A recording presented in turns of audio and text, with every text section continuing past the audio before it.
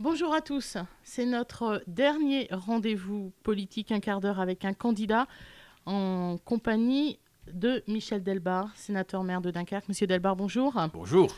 Et c'est Ahmed Kara qui termine avec moi toute cette série de candidatures.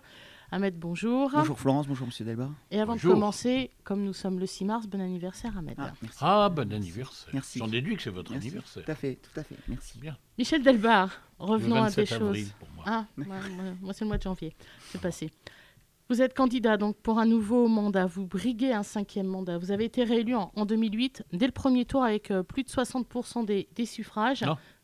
Non, Je crois pas que c'était plus de 60% du suffrage. c'était... 58. Ah bon, bah, c'est pas grave. Continue quand même, m'en voulez pas? Non, mais c'était pour être précis. Bon, vous avez raison, j'ai mal vérifié mes fiches, c'est pas grave. Il y en a qui m'en voudront et d'autres pas. On va développer plusieurs thématiques comme on l'a fait toute la semaine avec les autres candidats de Dunkerque. Et on va commencer avec la thématique du transport. Le transport, c'est le transport évidemment dans l'agglomération, évidemment dans Dunkerque. Il y a eu des modifications réalisées il y a peu de temps, un an et demi, avec des parkings en extérieur, des navettes gratuites installées. Quel bilan vous en tirez aujourd'hui ? Je pense que les choses se sont améliorées. Mais je les prends moins sur le thème des transports que sur le thème d'une meilleure mobilité. Dans la ville de Dunkerque, je crois que c'est vrai que le fait de donner aux gens le choix entre des parkings extérieurs, une navette, les amener en centre-ville, je pense que cet élément-là a été apprécié. Ce qui a été apprécié aussi, c'est la volonté de diminuer la vitesse de la circulation dans Dunkerque, 50 km/h, 30 km/h. Ce sont des choses que les gens comprennent. Et puis en même temps, on a mis en place le Vélib à Dunkerque, qui est un succès à l'heure actuelle. Plus de 1900 inscrits, là je suis sur mon chiffre. 2000 à peu près inscrits. Bon, c'est bien, je trouve que les choses se sont modifiées et les gens adoptent ce nouveau comportement. Ce qui a peut-être fait grincer des dents, c'est le stationnement payant en centre-ville qui s'est multiplié. Qui s'est multiplié et qui s'est étendu. Bon. Dans la plupart des villes, le stationnement est payant. Je sais bien que certains disent que le tout gratuité serait formidable. On ne peut pas faire tout gratuit. Ça peut se discuter, le stationnement payant, de quelle manière les tontons, faut-il le mettre payant partout? Ça reste du débat de mise en œuvre. Ahmed ? Vous n'êtes pas convaincu effectivement par la gratuité des transports en commun, hein. Non, mais je ne sais pas que je ne suis pas convaincu. Je ne sais pas si c'est la solution. Voilà. Mon vrai problème, c'est ça. Je rappelle que l'équilibre du transport collectif à Dunkerque est obtenu parce que la communauté urbaine verse une partie du budget général pour atteindre cet équilibre. Si on veut faire tout gratuit, il faudra bien que quelqu'un paye, et ce quelqu'un, c'est la communauté urbaine. Donc ça veut dire tout le monde. Ça va peser beaucoup plus sur les charges de la communauté urbaine. On est resté à un niveau qui me paraît raisonnable aujourd'hui. Vous l'avez souvent dit d'ailleurs en conseil communautaire, vous ne voulez pas que le budget principal abonde sur les budgets qui sont comme le transport ou les ordures ménagères. Ben non, je trouve qu'il vaut mieux que les gens payent, j'allais dire, le juste prix des services qui sont rendus. Leur faire croire qu'on peut tout couvrir par le budget général, je crois que c'est les tromper en partie. Donc j'essaye d'être le plus raisonnable possible. Là, je le redis, je suis raisonnable parce qu'une partie du budget général finance déjà des choses. Est-ce qu'il faut tout faire gratuit? Je ne le crois pas. Est-ce que vous avez dans votre programme aussi l'ambition d'offrir davantage de parking d'extérieur, de parking en périphérie? C'est ce que nous faisons à l'heure actuelle. Mais davantage. Est-ce qu'on va en mettre un peu plus? C'est pas impossible.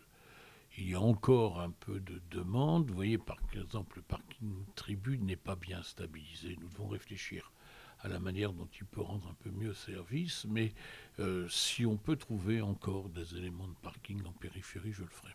Où en est-on d'une éventuelle piétonisation du centre-ville? Il y a eu une tentative avec la rue Wilson qui a échoué alors que tous les commerçants, contrairement à ce qu'on pouvait dire, n'étaient pas opposés à la piétonisation. Est-ce qu'on ne se heurte pas à de la démagogie là-dessus? Ça n'a pas échoué. Bon, il y a déjà moins de circulation à Wilson quand on regarde.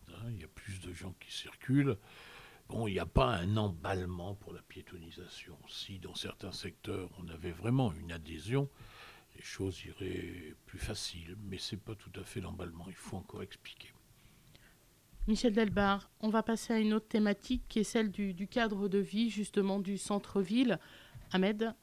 Grande question autour du centre-ville. Il y a un projet qui avait été initié en 2008 avec un projet de rénovation du centre-ville, avec notamment l'intervention de Juan Busquets, des choses intéressantes. On s'est heurté évidemment à la conjoncture économique, ça personne ne peut rien y faire.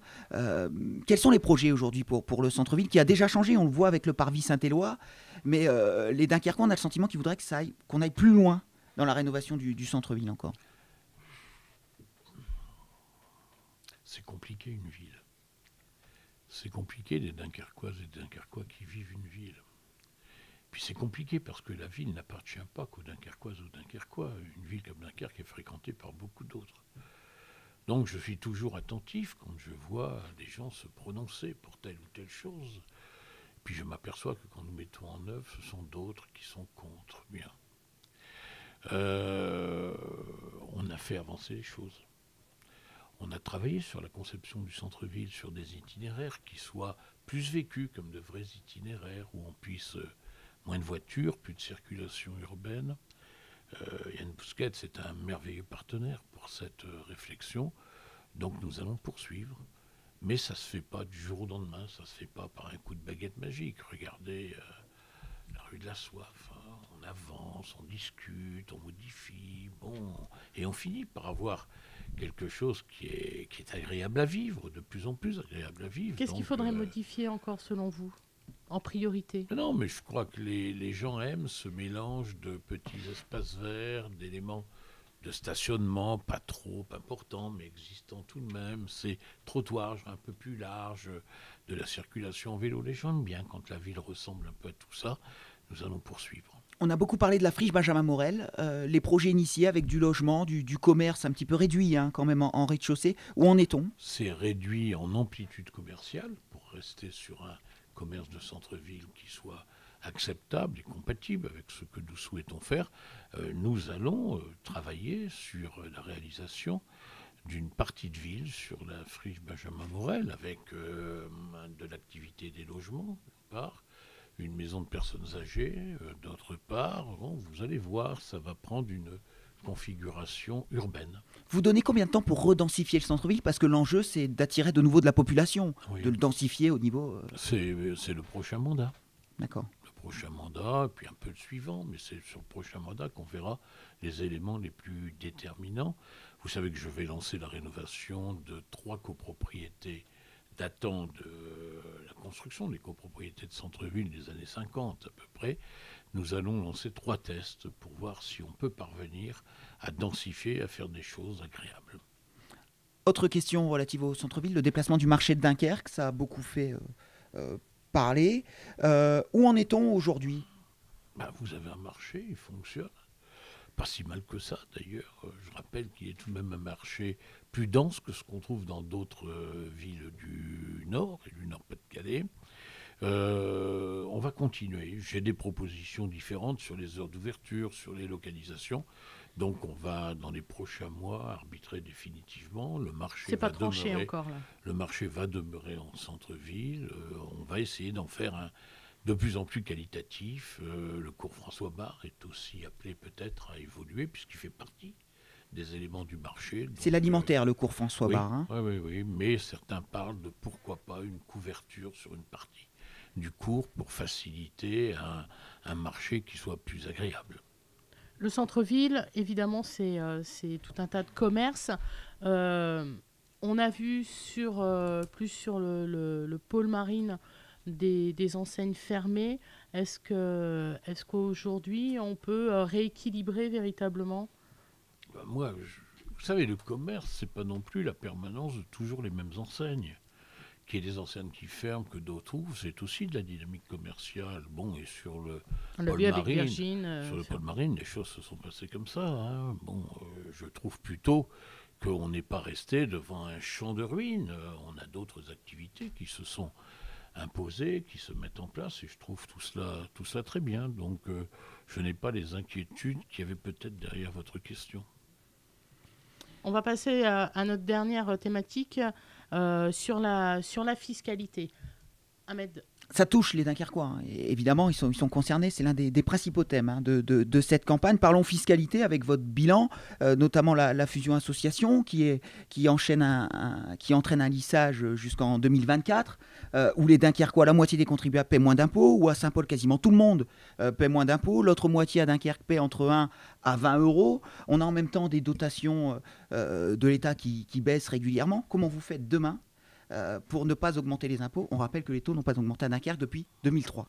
Je n'augmente pas les taux. Je vais poursuivre cette maîtrise des taux fiscaux à Dunkerque. Pourquoi? Parce que nous gérons bien.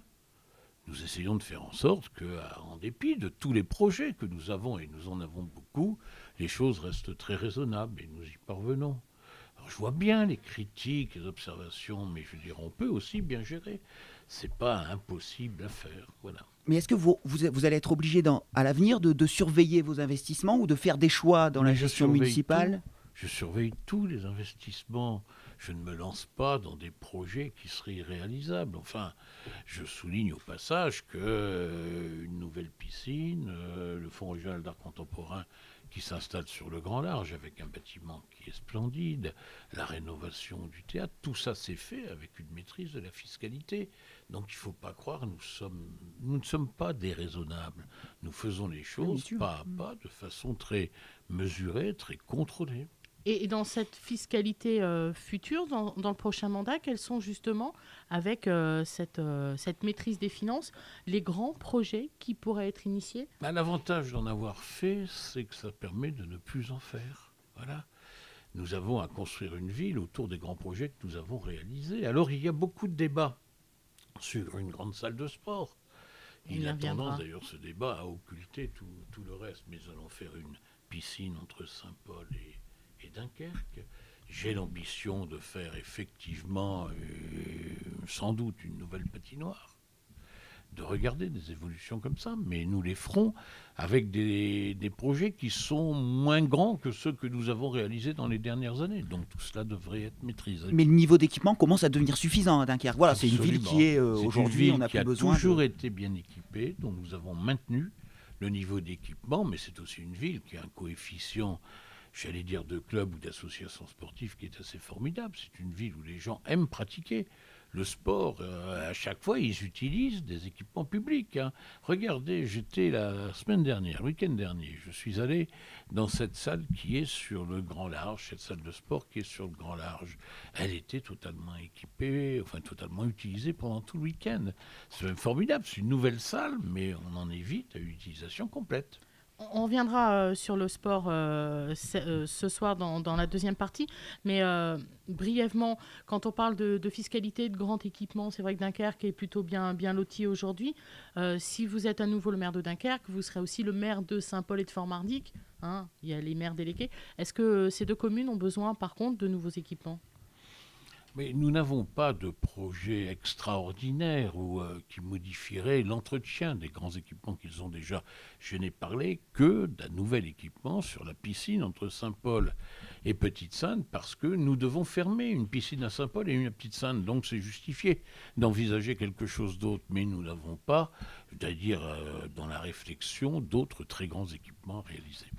Dernière question sur la fiscalité, ça concerne évidemment aussi la démographie, avec Dunkerque qui perd des habitants. Est-ce qu'il faut demain mettre une fiscalité, on va dire, à étage entre ceux qui habitent dans l'hypercentre et ceux qui habitent en périphérie? Ça deviendrait très compliqué. Hein.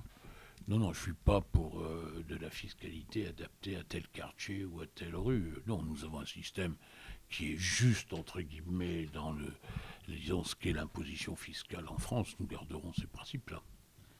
On va terminer ce premier rendez-vous avec vous, Michel Delbarre, par une question subsidiaire. On parlait de transport tout à l'heure. Notre question, c'est est-ce que vous êtes vraiment séduit, convaincu de l'intérêt d'un tramway à Dunkerque? Non, pas du tout. La vous réponse posez est claire. La question dont je vous réponds. Non, je ne suis pas séduit ni convaincu. J'ai accepté que le débat sur un transport collectif nouvelle génération ou à meilleur niveau de service soit ouvert, nous le faisons. Certains avancent l'hypothèse d'un tramway, c'est dans le débat. On verra quand on sera au terme du débat combien ça coûte, est-ce que ça rend vraiment de service. Mais vous, personnellement... Non, parce que c'est pas parce qu'on aura une ligne de tramway que tout va être modifié. Il faut pas parce qu'on pourra faire une ligne, parce qu'après ça coûtera trop cher. Je ne crois pas qu'on pourra faire plus qu'une ligne. Notre géographie en termes urbains est ainsi faite qu'on va avoir une ligne parallèle au littoral. Une ligne maritime. Puis c'est tout, quoi. Voilà. Merci beaucoup Michel Delbas. On se retrouve à 19h. On parlera d'autres thématiques, notamment de la sécurité, du rythme scolaire et du sport. Merci à vous. À tout à l'heure.